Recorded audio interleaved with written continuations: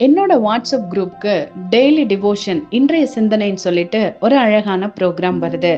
அந்த ப்ரோக்ராம்ல நான் கேட்ட விஷயத்த சொல்ற கேளுங்க. பணக்கார பிச்சைக்காரன் அப்படின்னு எழுதியிருந்தது அங்க. அது என்னங்க பணக்கார பிச்சைக்காரன்?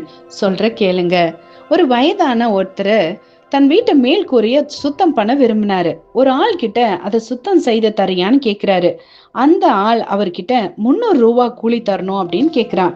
என்னது, 300 ரூபாயா அப்படின்னு வாயை பிளந்த அந்த முதியவர், இல்ல நானே சுத்தம் பண்ணிடுறேன்னு சொல்லிட்டு அவரை அனுப்பிடுறாரு. அந்த முதியவர் ஒன்னும் ஏழை இல்லைங்க. அவர் மாதம் மாதம் 50,000க்கும் மேல அவருக்கு பென்ஷன் வருது. ஆனா 300 ரூபாய் அந்த மனுஷனுக்கு கொடுக்க மனம் இல்லாத அந்த முதியவர் கீழே விழுந்து அடிபட்டு ஹாஸ்பிட்டல்ல போய் இப்ப 3 லட்சத்துக்கு மேல செலவழிக்கிறாரு. அதுக்கு மேல அவரால் எழும்பி நடமாடுறதே ரொம்ப கஷ்டமா போயிருச்சு. அந்த 300 ரூபாய்க்காக அவரோட ஆஸ்தியில பாதியே போயிருச்சு இல்லையா? அதனாலதான் அவரை பணக்கார பிச்சைக்காரன் அப்படின்னு அழைச்சாங்க.